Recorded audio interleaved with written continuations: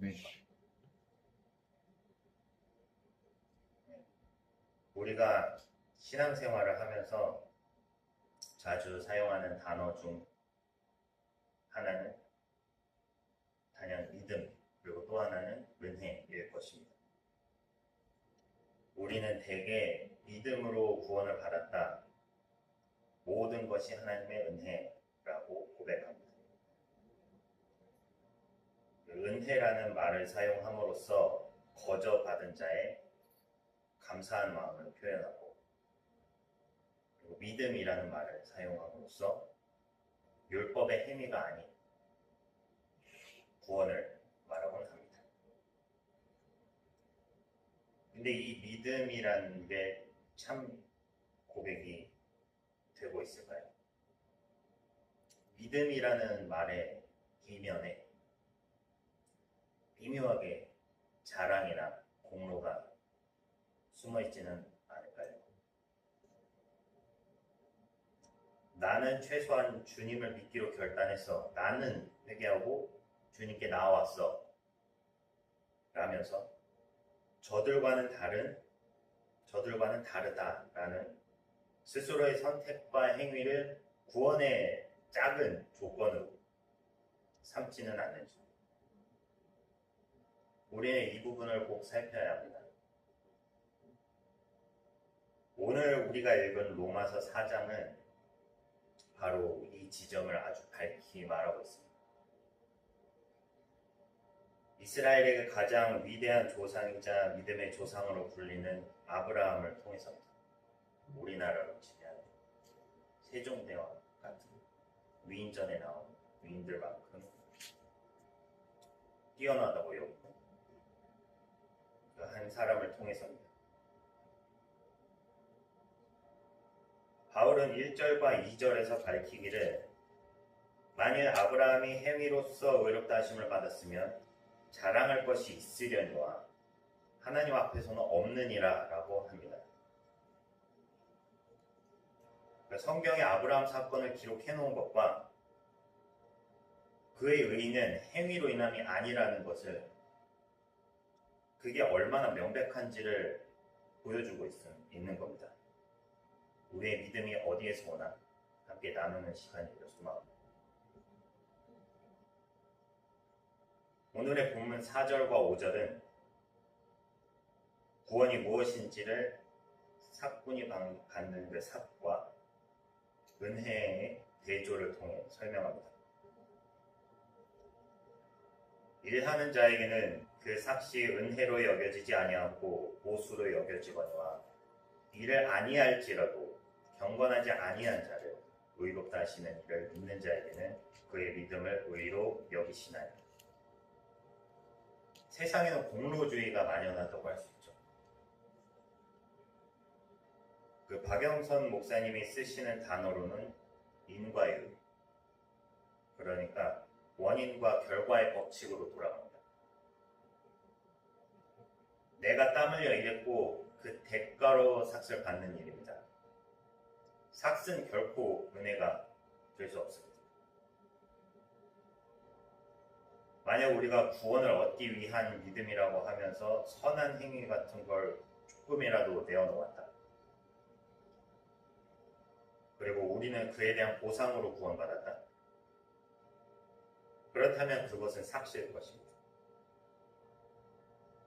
그러나 하나님의 말씀은 구원에 대해서 네가 한 것이 아니다, 은혜이다 라고 말합니다.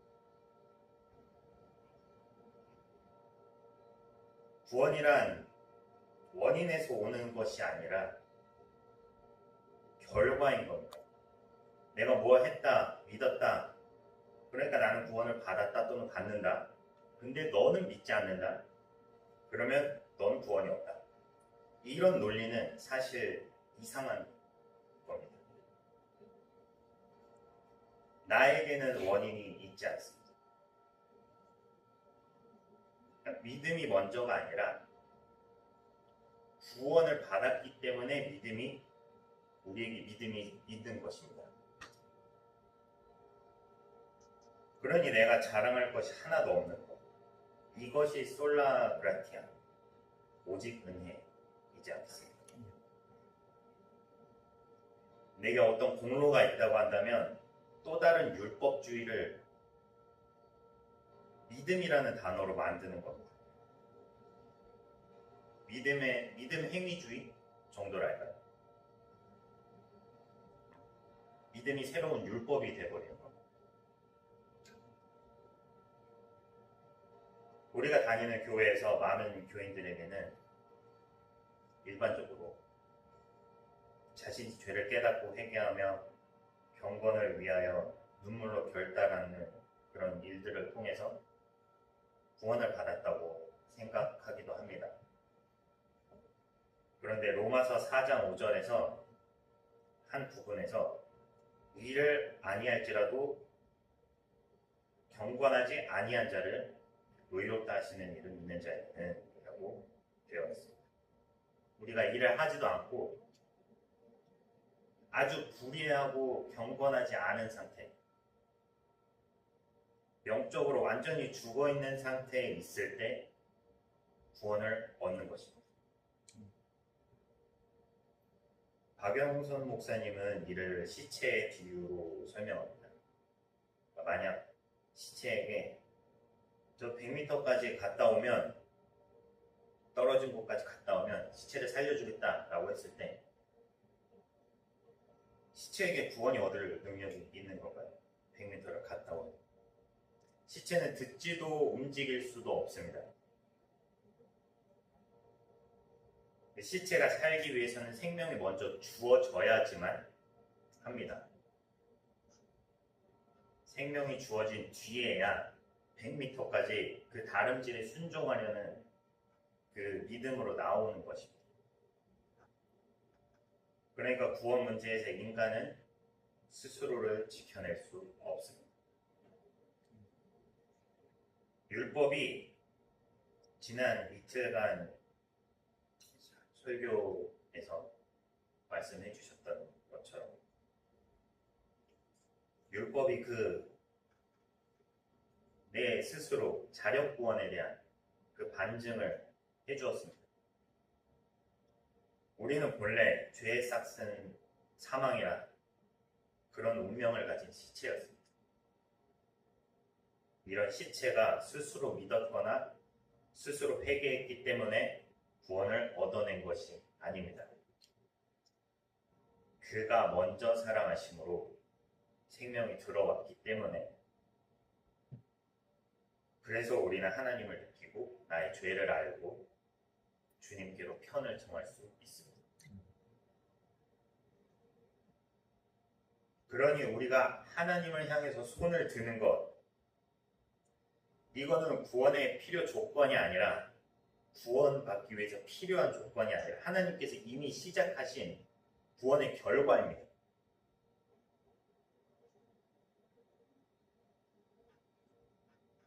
우리가 살아있다, 생명을 얻었다.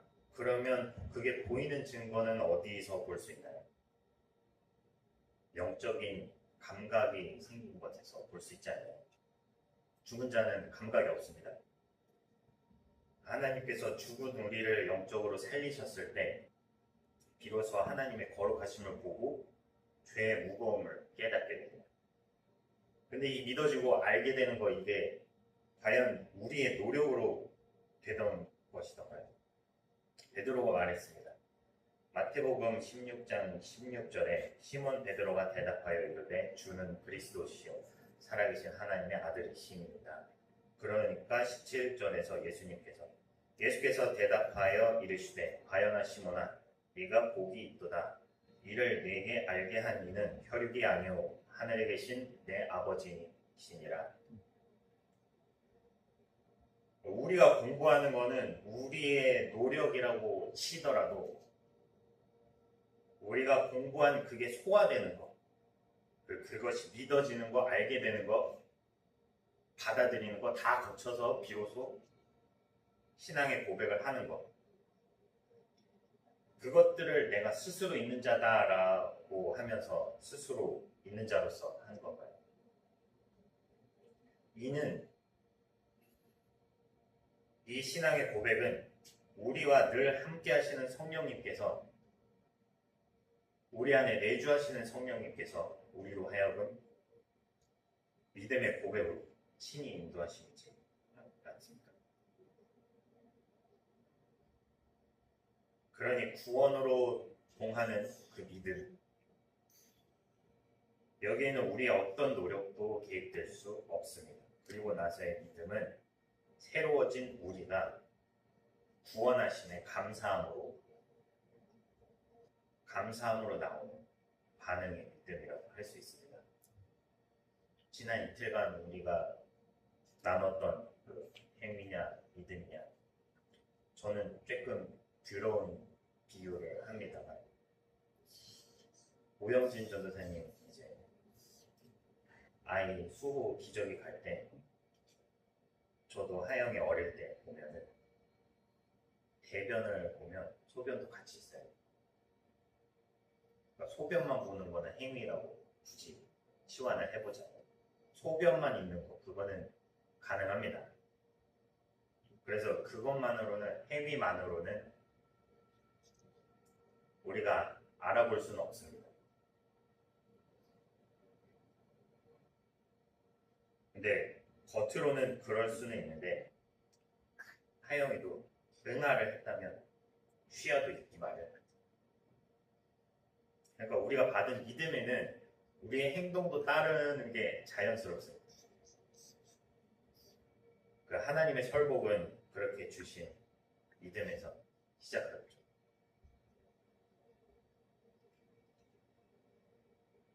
사랑하는 전도사님 여러분, 그 우리의 구원이 우리의 조건에서 출발하지 않습니다. 세 사람이 있다고 할 때, 한 명은 구원을 위해 노력한 자, 한 명은 구원을 노력하여 통과했다는 자, 나머지 한 사람은 일하지 않는 불의한 자. 세 사람 중에 솔라 그라티아를 받게 되는 세 번째, 그 마지막으로 말한 그 일하지 않는 불의한 자에게 이를 오늘의 말씀으로 알게 하신 아들 예수 그리스도의 생명을 내어주시면서까지 우리를 포기하지 않으신 하나님의 거룩한 여신, 우리를 살려냈습니다. 우리는 그 사랑 앞에 설복당한 사람들입니다. 구원을 확신하는 근거를 흔들리는 나의 감정이나 적절한 행위에서 찾지 맙시다.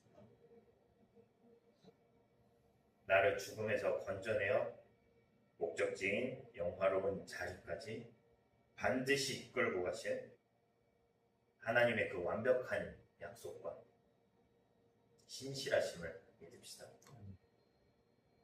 그 믿음의 길 위에서 항상 복종하여 두렵고 떨림으로 너희 구원을 이루라 하시는 말씀 순종합시다. 기도하시겠습니다.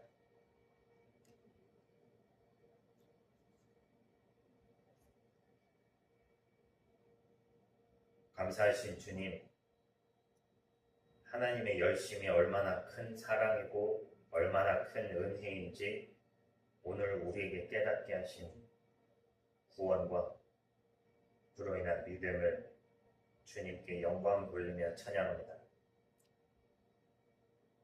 하나님께서 믿음으로 인도해 주신 우리는 갓난아이의 자리에 머물지 않겠습니다.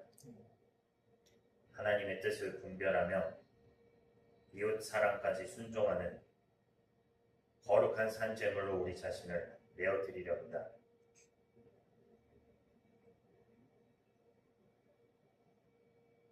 그 길이 어렵고 용서야 하고 끙끙거릴 것임에는 틀림없으나 행위가 아닌 은혜로 우리를 부르시고 의롭다 하신 그 크신 사랑을 기억하며 앞날의 목회와 인생을 하나님의 설복에 온전히 엎드리며 살아가기를 기도합니다. 그 소망을 함께 하실 우리의 구주 예수 그리스도의 이름으로 기도드렸습니다.